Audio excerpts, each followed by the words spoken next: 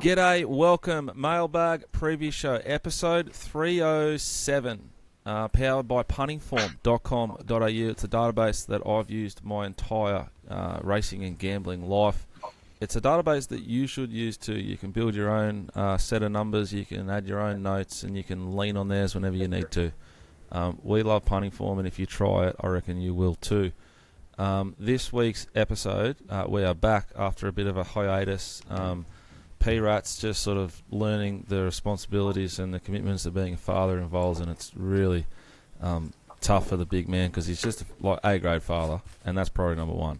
Then we've got the glove wearer, the Kiwi, the white Kiwi that we know and we trust, maybe the only one. He's fresh off a 10K run that he spent a year preparing for and dwelling on and letting us all know about. The big Scuzz dog survived the floods in Sydney.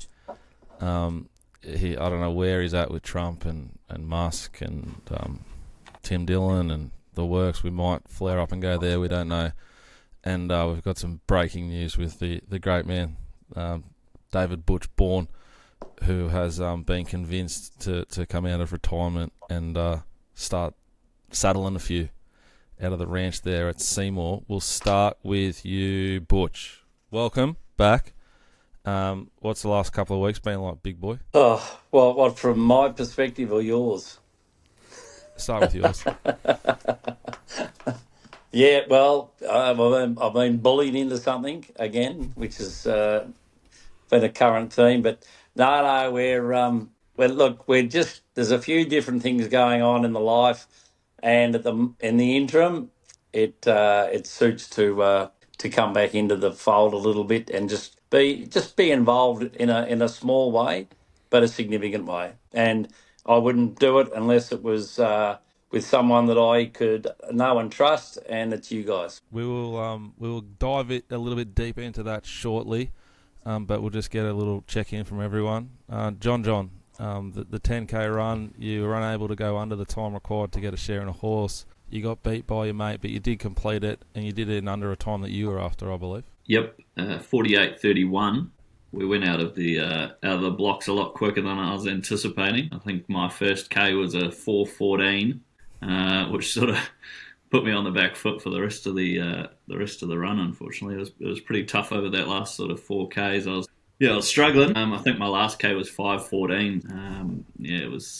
Didn't run through the line. Certainly not looking for sort of the 12K next start. Might drop you back to 7.5. I was thinking about doing the 5K next year, which based on that, but we'll see. Potentially on the quick backup. How were the pins? Was there a bit of DOMs? There actually wasn't, which you said to me. I knew there would be no DOMs. Butch, did you expect DOMs? Scurry, did you expect DOMs? Pratty, did you expect DOMs? I thought zero DOMs. Delayed onset muscle soreness. So 2 days later, you can find out if you did push yourself or you didn't. None. No, Jono and I had a bit of a conversation prior, and we'd spoken about lactic acid, and I put him on the path of righteousness so that he was within the laws of the game, but was able to combat these quite debilitating and governing restrictive sort of,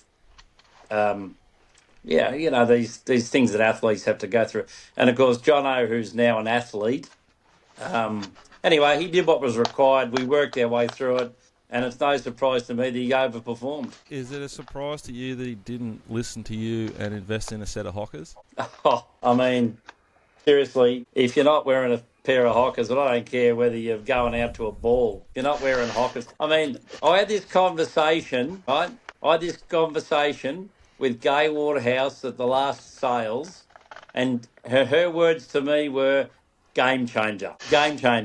And she had the florally sort of onesie on with the flary bell bottoms, but still had the black hockers on. Yeah, okay. Yeah, and because she's got a new leg or something, hasn't she? You got a knee or a hip or something? I'm not sure.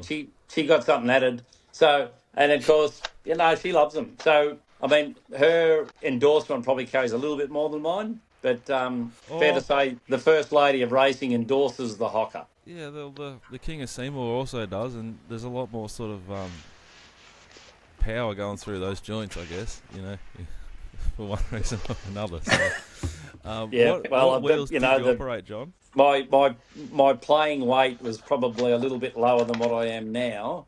You know, not by much, but just a little bit. Yeah. Yeah.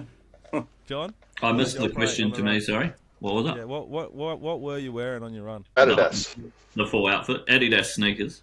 Not the full outfit, mate, just the wheels. Yeah, Adidas sneakers, blacked out. Tights? No, just shorts. But I did think the photos they got of me, I thought I was looking a bit rotund. So yeah, You didn't have maybe the a new sports. t-shirt choice. It hugged me a bit. You didn't have the jock strap on. Nope. Hey, Rat, Could have how's the borrowed battle one been? of What's could news have borrowed for you? one of Pratty's. It's got the solid cup at the front, you know, just in case you get into a bit of trouble head on, you know. Hey, Rat, how's the battle been? What's Mate, battle's been good. Partners in Sydney for work at the moment, so been proper one out at the moment. So things have been busy, but good, mate. The kids at childcare today, so you can only look forward to what racing is put on in store in Victoria, which is Ballarat Synthetics. Shout out to Racing Victoria. RDO. Scuzz Dog, what's news? How's the battle? Pretty good. Good day at Canterbury yesterday for a change. Just rewatched. We crashed the whole of Summer Heights High this week with the two girls. Oh yeah. Awesome. We were all singing "Naughty Girl with a Bad Habit for Drugs" on the way to in the car on the way to the bus stop this morning. Shout out to Mr. G. Mr. G. Some of the best Australian comedy in the last 30 years, I think, no doubt. Great man. For whatever reason, not loved by it. He copped a bit, Chris Lilly, and props to him, one of the best we've produced. Yeah, I think with this panel we will just stop it there. But I have got some. Yeah, I'm not going to go there. All right, guys. This week's show we're going to dive into 3 races heavily at Moonee Valley that John has selected. We'll announce what's happening with British Columbia and Umgawa, the latest purchases for Mailbag Bloodstock, and we'll have a quick look and a chat about the Missile Stakes Group 2, 1,200 metres up there at Randwick. Boys, we'll kick off with race 4 at Moonee Valley. It is a 1,000 metre benchmark 100. The good horses are back. We see Mornington Glory return. Oak Hill, who's got all of it to do in front of it this preparation's first up, the Lindsay Park team. There's an interesting horse here from Queensland, Tiger Shark. Midwest gets Mark Zara. Boston Rock's a Sydney horse, and Beast Mode, who's the least credentialed of these, but the one with race fitness. I thought Beast Mode and Midwest would make the running. Tiger Shark probably sits in behind it with Boston Rocks. Don't know what they do with Mornington Glory fresh. Has trialled really well, and top of my head has had 3 of them. Stand by. Yeah, 3 since it run last. Really nice trials. The speed is that Oak Hill has to go back, which it normally does, but it's likely going to be 2-3 pairs off the leader in a small field.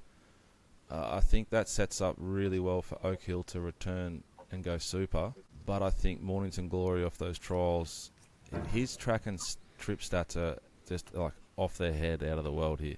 He's had 4 goes this track and trip. He's won all 4 of them. Midwest has had 2 and won both of them. It's scary stuff, and I think that Mornington Glory deserves to start favourite, and if I had to have a bet in the race, it would probably be Beast Mode, Butch each way, but John McNeil on a fast horse does scare me a little bit. Have you got any views on some of these horses and where they might be at? We've got Oak Hill, the progressive one, Mornington Glory, the horse that progressed last time, and then the rest of them. I think Mornington Glory has got to be like he's an exposed form track specialist. Seen his trials, I think Gavin's got him, pretty much up to the mark. So I think if post race, when you're doing your form, I think you'll be able to use him as the benchmark, and he's still got to be the one to beat, I think. Jono, have you got any thoughts on this race? You wanted to talk about it? Yeah, I'm similar to you two. I thought Mornington Glory was the one, and I was surprised to not see it favourite. It's obviously was the Group 1 winner over this track and trip. Gets a nice 3 kilo claim for Luke Cartwright, very much in form. Oak Hill I thought was short enough, really. And Midwest was probably the other one that loves the valley and it's a 1,000 metre horse. So Mark Zara goes on from Harry Coffey on last start, John McNeil the start before that. So Yeah, it was sort of Midwest and Mornington Glory for me. Rob, Pratty, anything to add before we wrap How up? do you think the Valley will play on Saturday, Dicko? It's currently a soft 6, rail in the true. How do you see the track Rails in playing? the true. There's no more rain coming. Historically, it's going to be on pace suited and rear a setback. Yeah. This race is like a real small field and it's tactical. You know, once Mark Zara gets control on Midwest, and he's going to like get control because he's Mark Zara, I don't think they're going to overdo it. John McNeil's certainly not going to say, mate, you're not going fast enough. We need to click it up. I think that means the sweet spot's going to be them and just behind them, which will be Mornington Glory, or just off them if he's 3 wide, no cover. That's how I'd ride it. Oak Hill's the horse here without the ceiling, and I think he'll savage the line. But if they don't overdo it, I think it's going to be pretty hard for him to catch them. And I just would love to have seen like Beast Mode with a claim and aggressively ridden. I think it could pinch this race. I'm surprised they've gone $6.50 or $7, whatever it is. I expected it to sort of be $10, and that was probably the way I bet the race to kick off the sort of betting into the race. How did Tiger Shark jump out in Victoria? Strongly. But the Queensland form and ratings, I think, are suspect. Luke Curry will get handled by Mark Zara and John McNeil into the coffin. And, you know, is that where you want to be on a horse that doesn't have an electric turn of foot? I don't think so. Yeah. Blake Shin will just like smoke. He'll pull up behind Mornington Glory and have the last crack at Mornington Glory if he runs to those trials and what he's done this track and trip before. I think Midwest is hard to cop at the price, but it's Mark Zara, and that's why it's the price. Hasn't won for years, that horse, Midwest, I reckon. It won for us not that long ago at Anyway. with Mark in the saddle, yeah. Okay, I must have missed that win, but yeah, it always seems to be one of those like, on-pace horses around Group 2 level. Obviously, it's got a very good record at the Valley, but Mornington Glory, isn't that a Group 1 weight for age winner at the Moonee Valley? Yeah. That's our man. Yeah. Our man Gavin, first Group 1. Is he coming off a slight injury or something? Yeah, had a setback last preparation. They were considering going to Dubai or somewhere over there. Maybe even Royal Ascot had a setback. But also, as we know, like that horse is going to be ready to go. It's not going to have much up its sleeve. The other setback for Midwest is it beat Oak Hill May or April this year and gets a 3 kilo negative swing on it for doing that. So yeah, I think Midwest is up against it. I really like Beast Mode if you could get sort of $10, which you may well late. I think that's the safest way to play. But Mornington Glory and Oak Hill are the two horses that look like they own the race.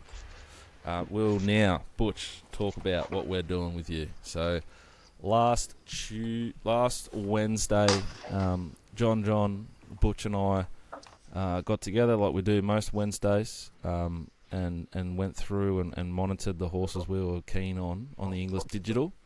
And there were 2 horses that really stood out. They were Umgawa, who's a horse I've wanted to have for a long time, and British Columbia, trained by Graham Begg, who started, I think, favourite versus our horse Until Valhalla, 4 or 5 weeks ago at Caulfield. They were the 2 we sort of focused on and did all the research and the checks on and the vets on, and I would say, John, like probably 9 times out of 10 or maybe more, 19 out of 20, you're dreaming if you think you're going to get both of them. Probably 99 out of 100, really. You're hoping to get 1. We were lucky enough to get 2 for way under what we thought they were worth. 32.5 British Columbia, 42.5 Umgawa. Really nice rated horses where there's Wednesday options for them, but there's also Saturday and Country Cup sort of options for these horses. They're sound, strong horses with great form, and because we got them so cheap, we thought we'd flare up and try and get David to take over and train them as his, I don't know what we'd call Melissa, Butch, but your left-hand lady. Left-hand lady, long-term left-hand lady returns to Seymour, and the band's back together, so we're going to get around it, and I'm really, really excited about it. Jono, anything to add before we talk about the horses and Butch? No, just on the pricing you touched on, it was well under budget. As you said, it's not often you get sort of one under the budget, let alone two. I think, was it the sale before was the Godolphin sale where there was probably 10 to 15 Godolphin horses that went for plenty. So I think they might have spent all their cash to miss the sale. Yeah.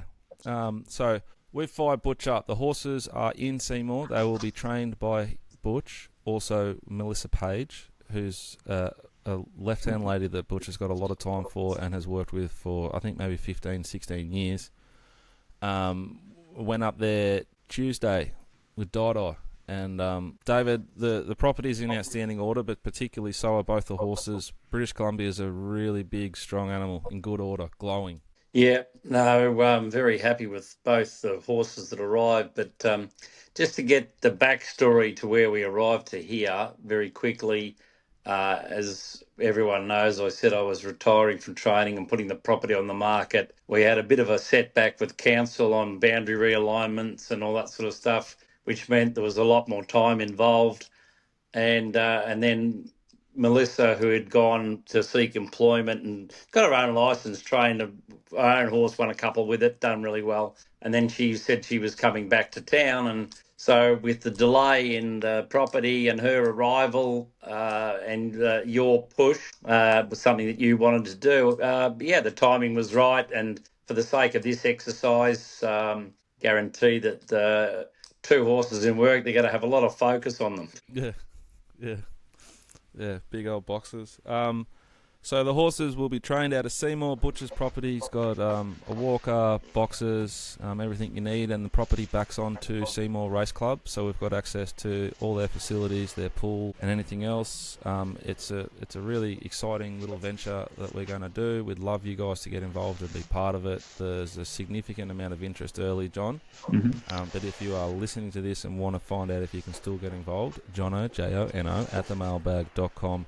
.au. The horses, it's a brand new exciting thing. It's good value versus what you can expect to pay, and they're both two horses that are very, very safe in my opinion in regard to paying for themselves. They're Wednesday, Saturday horses comfortably, and if we can place them right and get a result, it's going to be Christmas. Just with the where the horses are up to in their preps, British Columbia came off a spell with 3 runs. He's pretty much ready to go to continue. Umgawa's probably going to have downtime until maybe the end of September, and then he'll resume back in there. So sort of British Columbia to continue at the moment, and Umgawa just have a bit of a break before he goes back and starts off at the beginning of October. I was just going to say, any suitable races at Seymour for British Columbia towards the sort of end of the year, Butch? Look, there's always the temptation to try and win another Seymour Cup, which we've done before, and he would be, good, strong on-pace horse, mile. Look, that would be sitting right in the front of our minds, but at the same time, as we always do, you just train the horse to the moment, and if it fits in, fantastic. If it doesn't, look, he's a horse that's going to be, every Saturday there's going to be a race for this horse. Every Wednesday there's going to be a race. So, but don't worry, Jono, we've got our eyes on the Seymour Cup. All right, that's British Columbia and Umgawa, Mailbag, Bloodstock, Butch Bourne and Melissa Page. If you want to get involved, Jono, Jono, at themailbag.com.au. Let's head to race 5, Moonee Valley. Big field, another 1,000-metre race. It's a benchmark 74 for 130,000. And it's a very big field. Moonee, Rattle and Bang, Dreams L, they have to go forward. Rattle and Bang and Dreams L, soft maps. Moonee, Iris, John Allen. Bold print, loses Willow, 11 back to 1,000. What do? They probably scratch, but if they don't, they're going to go forward. Sorrel Rising should scratch. I don't think they will. It'll be crazy what that horse does from out wide. It's going to get sent. Don't Hope, Do is fresh and drawn awfully. Very tricky map for it. Big Me is a horse with a strong SP profile, thereabouts. Harry Got Styles was huge and is flying. Drawn 6, midfield, maybe just worse. J Mott. Dio, good last start. Then there's the Moon and Back is first up for a new trainer, Thomas Sadler. Cops D Lane fresh. This horse loves the valley. Doesn't always win, but loves the camber. And then there's 2 progressive younger horses out the back. One particularly, But behaviour for Bedgegood and Carr, who was huge winning Caulfield last start. Stolly Bolly, first up. Big campaign for this horse. Could be anything. I think it's a 1,200 metre horse, first up over 1,000. I think it gets back worse in midfield, but Blake Shin's riding it, so who knows. We potentially back up Marshall Music, who draws 1. Ethan Brown goes on, expected to sort of be up and there near the firing line, if not leading, if we run. And then the horse that really interests me is the 12, which is Deep Float Diva. It cops MZ Mark Zara. It's Winker's first time. It's deep into a prep. It's performed well at the Valley before behind Get Along Butch. It's been consistent, as Pratty and Jono would know, with their little sick love affair with Adelaide Saturday Racing. But just the right stage of prep to come here and run to its absolute max. The map is half scary, but you've got Winkers and you've got King Kong Mark Zara steering. I think that Deep Float Diva is the hardest horse to beat and is value at $5. Boys, anything else? What's your opinion of the one gate for Marshall Music on that setup? I think it's... the only gates I'd probably rather is sort of 3 to 4 to 5. But like Jono would know, we've had horses drawn 4 that have been 3 wide no cover because of the pressure that can come early in these 1,000 metre races. I think we know we're going to need luck if we take cover. But we also know that we're going to get a nice, smooth and economical run at the same time. So I'd take it over the wider draws. There's horses here that, like when I look at that map, if we were drawn 7 or wider, I wouldn't run. It's gonna be nice and brutal early. Thought that could play into Big Me. Its hands, the firmer the better for that horse. I thought sort of got formed ignore its Caulfield and Randwick runs, which are on wet tracks, but prior to that was going very well, and then it went back to Flemington on a firmer track and ran very well. Runs well at the Valley. It's probably just sits midfield, sort of off the fence, and could be one sort of storming home. It's got at the moment, John, you'd say it's like $1.10, $1.20 to have a 3 wide line in this race, and it'll be in that with cover. Which I don't mind, and it's got some pretty short SPs versus the likes of Oak Hill, who's obviously in the benchmark 100 prior as favourite. Wasn't beaten far in that Echuca Country Discovery, which had Midwest and had Oak Hill, Ray Magnerio and that, so it brings some decent form, I thought. Yeah, no, definitely. I don't hate it at all. I think that Harry Got Style scares me with it. They get nice soft runs if they do overdo it.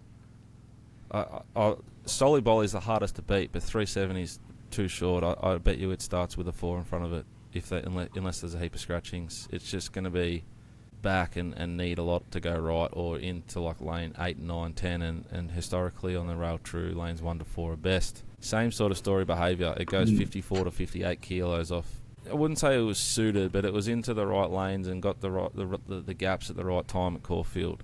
There's a few sort of chinks with it here. It's also 1,200. It's savaged the line over 1,200 in a good race at Caulfield with 54. Now it goes up in weight, but it goes 200 metres back a trip. I didn't understand that, and I think that'll make it even harder for that horse to hold a positive spot, if you wanted to, speed map wise. So I thought Deep Float Diva was overs. If our horse runs, I expect it's an each way hope. That's Marshall Music. He's going to get a good run. He's on the quick back up, and he's got a $5 SP versus She's Bulletproof, which we're holding on to for dear life. The last race John has selected for us all is race number 9 at Moonee Valley. It is, John, as I get it up on my puntingform.com.au, the database I use, and you should too, it's a 1,200 metre benchmark 84. Brutal speed here. Brutal. I got a patchy song going forward, but it was slowly away and coffined in a better race last start.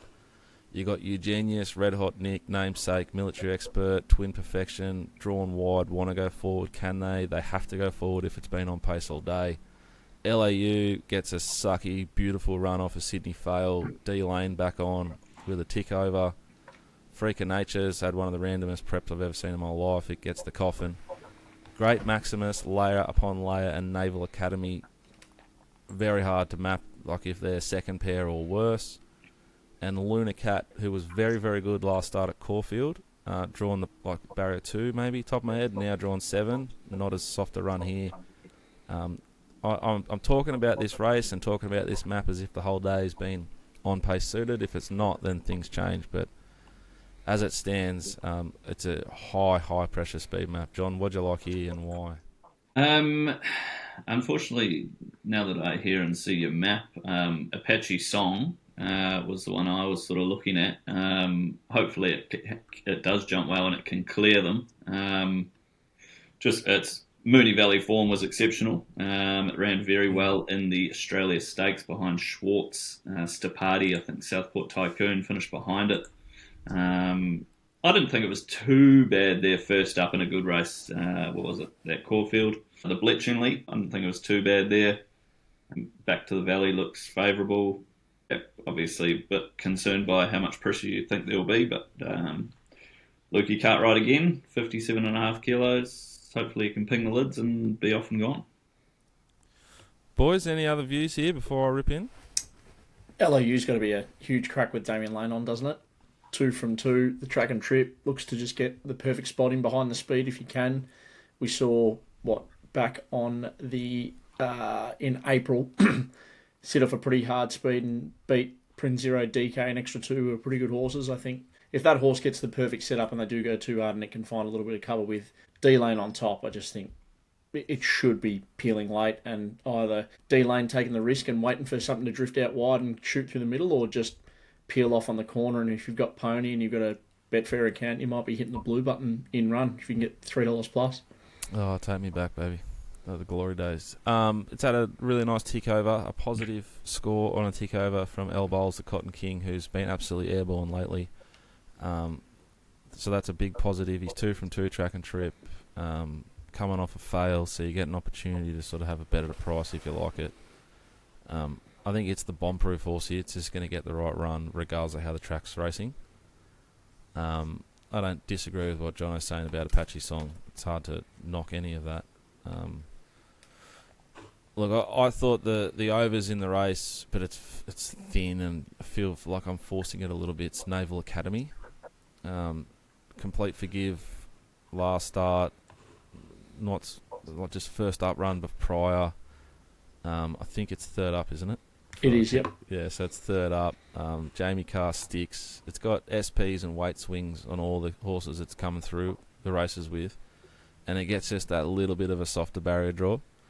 I just think she can be the one that gets the soft run with cover, particularly if the fence sort of goes off late.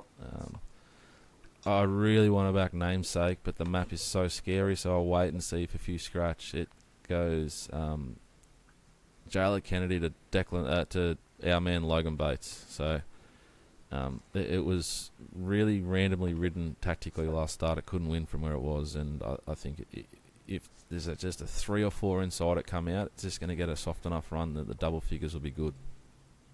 Oh, we'll just throw out one before we go, and that is race 3, number 5, Silver Cliff. Double figures or better is a really fair price for this horse, given less than none last start.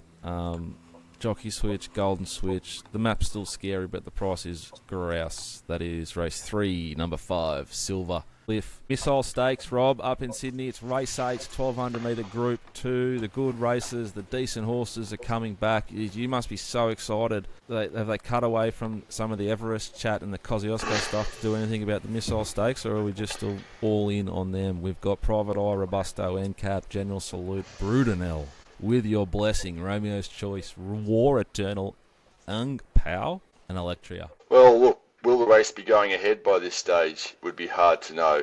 I think it's what was about the chat like on course last week as like, race 1, this won't last?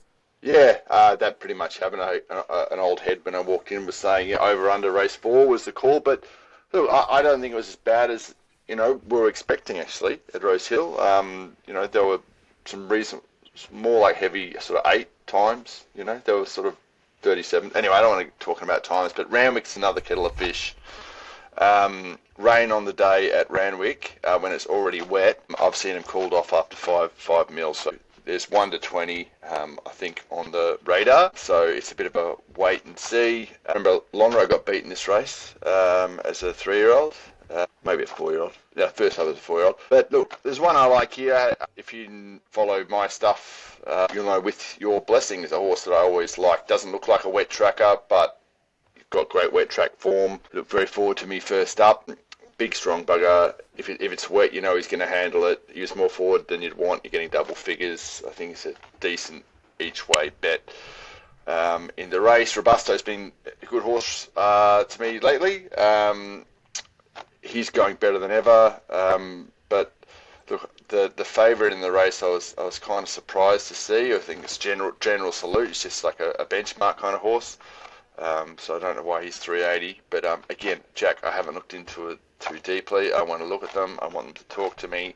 I want to know what the track's doing. I know Private Eye's in the race. I know he's a horse that doesn't like really, really wet. So he's taking up, 60% of the market, 30% of the market. Let's not get into percentages. But yeah, he's favourite right now. And I think if it's really wet, he'll come out. So, it's not too much point thinking about the race for too long. You're a big John Thompson man, aren't you? Yeah, he does parade. His horses parade very, very well. He seems to buy stock that I like. I am a big yes. I could have just said yes. And last thing is, do you think that, obviously P. Diddy's still kicking, apparently he's asking for a pardon. Is Jelaine going to get a pardon as well from your man? Oh my God.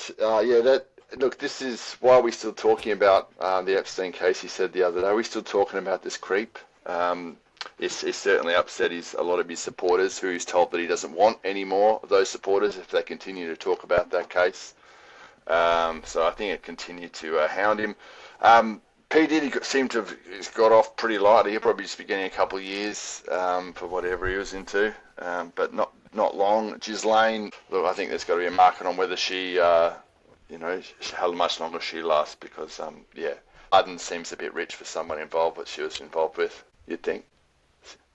Rob, it's probably not the greatest social issue in America at the moment. What's the go with people throwing dildos on basketball courts over there? Well, you can bet on it. You can Sorry? bet on the colour. Well, they seem to be like green illuminous. I don't know what the go is with that, but, I mean, the third attempt at this, now this is where it's serious. The third attempt at this, it hit a kitty in the back of the head, right, and didn't even make it to the court. So not only is it dangerous for people in the crowd, but it's also dangerous. Like, what if someone steps on it and rolls an ankle, or, I mean... Oh, it's I don't know what... It's been a big flare-up, but the fella that they've arrested from the Atlanta game, I copped this, Scuzz, he's got to be a Trump man. His name is Delbert Carver. Now, I don't know what Delbert's upbringing was, but he was the founder of throwing the illuminous dildo on basketball courts. And anyway, so whatever's going on in the water in Atlanta, and because what he's done now, the rest of it's all copycat stuff now. Yeah. This makes so much sense to me, Dicko, why you and Jono sat down with Butch, when did you say it was? Tuesday or the Tuesday before, and said, hey, mate, just so you don't get these conversations out in the world, any danger of training potentially two of our horses. Hey guys, British Columbia, he's had a really good week. He's had a really good week. He did a little bit of evens on Tuesday. He's come through that super. He's eating up. Yeah. By the way, have anyone seen?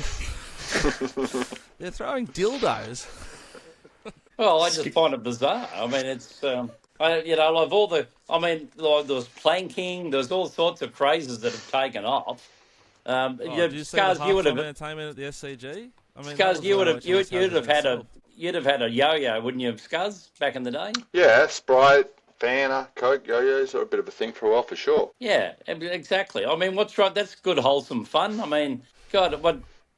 Oh, anyway. I've got one for you on the Missile Stakes, Scuzz. As a type, getting back to horse racing, Busto, back to the 1200 from 2 1400 runs and a 1500 metre run. The Churchill by She's Clean gelding. What do you make of that going back to 1200 and as a type? It's a tank of a thing. Bjorn horses are still running out of their skin, parading very well. as you know, you follow the stuff. It's been on the top of the numbers every start, just about this prep. I ummed and ahed about it, the other day when it was 260 out to 360 late. The pains of the tipping job, probably the hardest thing, is to know, with the shorties, which way they're going to go in a very brittle market in Sydney. Yeah. Dinusta's old friend, isn't it? Robusto. Dinusta ran second to it a couple of times, I reckon. Back when did it used to wear pink silks, like Lonro silk? Yeah, Ingham's, they sold it. Yeah, its mum was an Ingham. She's clean, was pretty good horse for Waller or Hawks back in the day, about around that changeover time. Anyway, yeah, look, got to be a chance. Look, heavy track. Does that suit a big strong horse? What does his heavy track form read look like? He's had one start and 0 and 0, but 4 wins from 11 goes on the soft. Yeah, big difference. I'd be tending to say on type no. I think that was your original question, wasn't it? Yes, yeah. Just an interesting setup I don't think it's run on over 1,200 since about the late 2023, so just found it very interesting. Two 1,400 metre runs, wins at 1,500, and then Bjorn doing Bjorn things back to 1,200. What's wrong with my John Thompson tip? Nothing. Big double figures. I actually looked at all-in market. Woo, Donald. It's just a bit of free media, all right? I'm just allowed to have alternate views or just ask questions. I'm just saying. No one said anything, and I'm not going to tip it for the slide. I'll be tipping Hawthorn, but yeah, it just seemed like a big value. What about our old favourite Broodnow that got us? That was the thing that got us in Adelaide. Glorious, John. Narrow second to In Flight before In Flight went to Caulfield and killed him. Well, I think you're onto something there, Jono, because he's a horse that races on speed. I can't see much speed in this race at all. How's his heavy track stat? He's an athletic. He's not a powerful sprinter. He has won on a heavy 8, but that was back sort of benchmark 64 level a couple of years ago. He's well on type. He's different to Rubusto. He's had more light on his feet.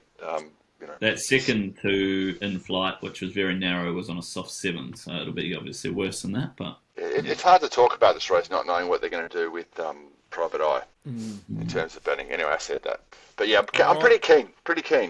With your blessing. Looking forward to Scurry getting through 10 of the best out there at Randwick in the rain on Saturday. Butch, any other flare-ups? We've got the WNBA dildos covered. Anything else on your list for the return episode of the Mailbag Preview Show as we warm up into spring? No, I think that'll be enough for 1 week, but maybe, Scuzz, if you could just delve a bit further into that for me. I just need to know the origins of this. I only saw just like a random clip on my Twitter, just with a dildo under a seat in a basketball, and that's the first I've heard of it. And now you're bringing up I've got no, I was like, what's going on there? It's falling out of a purse, but no, they're throwing them. Butch, Scurry basically needs 4 or 5 days to consume American news and media because Tim Dillon's got to get his head around it.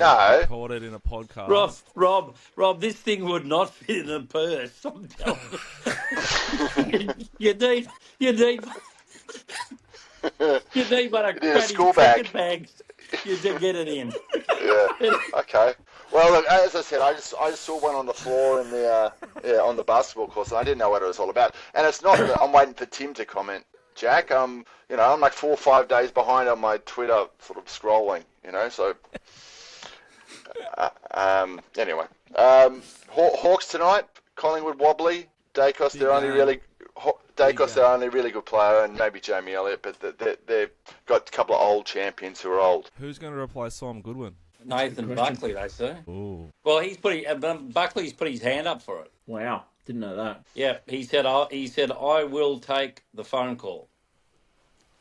Yeah, very interesting. We'll finish on where are the Hawks at, guys? Are you like all in, or is just making finals a success like it was sort of a month and a half ago? Have we warmed up again? Now we'll probably start where the Swans at. They got a new CEO, Matty Pavlich. Hey, good Adelaide boy. Fresh experience coming to the club. I wouldn't be surprised if there's a few more imports. He might be the start of something nice.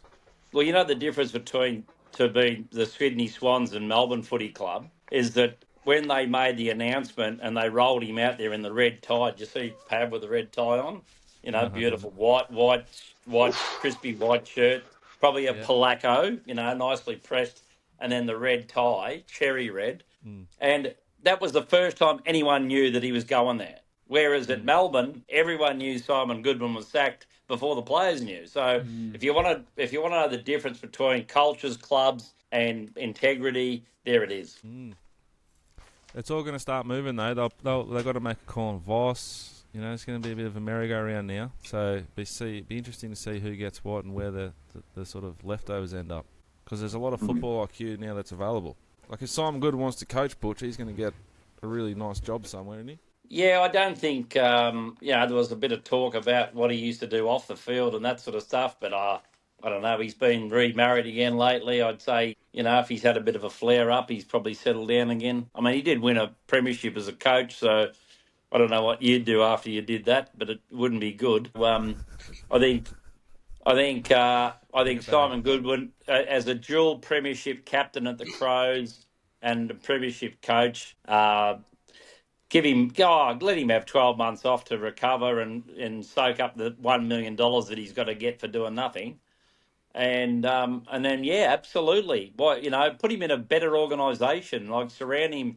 They've lost presidents, CEOs, like the whole joint's crumbled around him,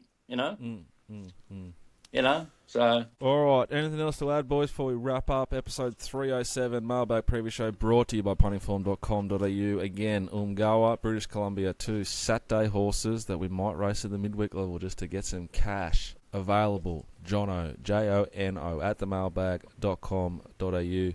A brand new venture idea for Mailbag Bloodstock, partnering with our man Butch Bourne as the head trainer. It's going to be very, very exciting. We'd love you to be involved.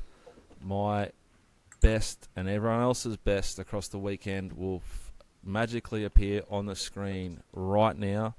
Remember to gamble responsibly. 1-800-858-858. Visit the website or go to themailbag.com.au and buy Peter or Rob's Mounting Yard Mail, because chances are you're about to lose if you don't. If you do, chances are you will win. Gamble responsibly. Have a phenomenal weekend. Jono, Jono, come and race British Columbia Umgawa with us and Butchie. Bye for now.